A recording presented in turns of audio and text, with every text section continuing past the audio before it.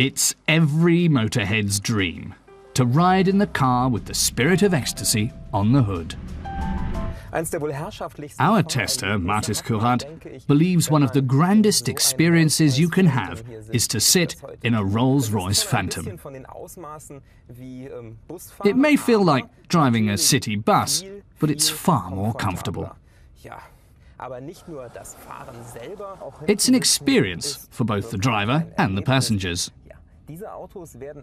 Rolls are handmade in Goodwood, England, where Mattis is headed now.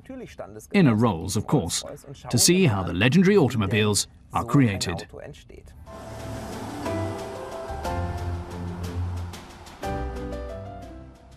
After BMW bought Rolls-Royce, it moved the production from Crewe in the north to the south coast.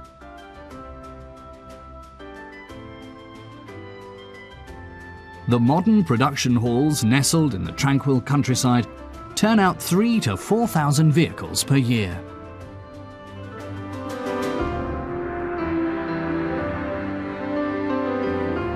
Inside the halls, instead of automated assembly lines and robots, flesh and blood people build the rolls. Assembly is performed largely by hand, as the firm's CEO explains. Thorsten Müller-Oetwers says close to 90% of the work is done manually. Well over 800 man-hours go into one automobile. There are just 2 robots in the plant and they're in the paint shop. Everything else is done by people, and for a good reason.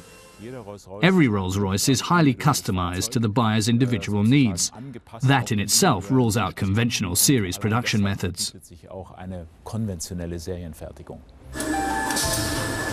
The high-quality standards begin with the choice of materials.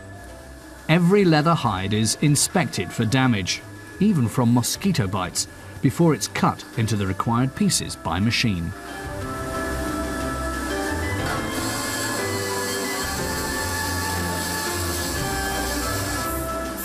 But the pieces are sewn together by hand.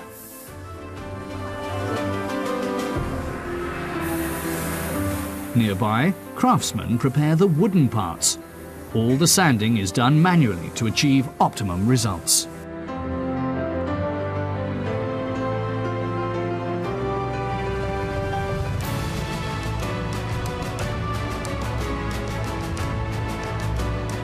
Tiny flaws are touched up and erased. Then come the final coats of varnish and polishing. And then yet another inspection. Not until every piece has passed several quality inspections is the dashboard installed in the car, also by hand, of course.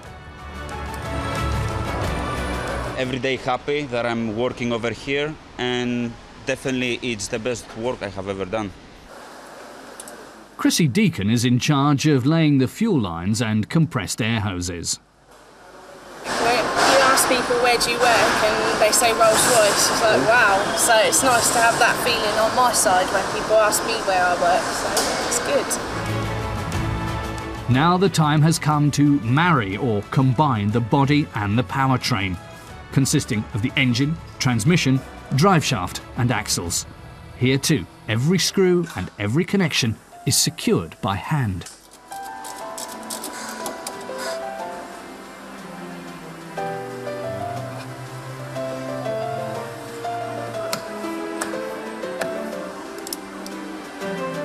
In the next phase, a worker puts the seats and seatbelts in.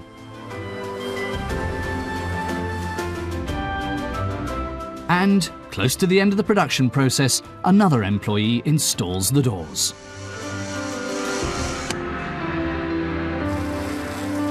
Finally, the big moment has arrived. The Rolls-Royce drives under its own power.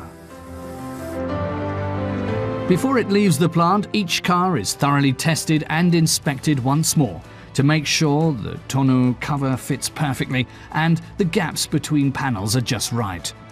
Everything is noted down in detail, right down to how accurately the various covers in the interior open up. The rain test makes sure all the seals are tight. Another test shows that the suspension offers the required comfort.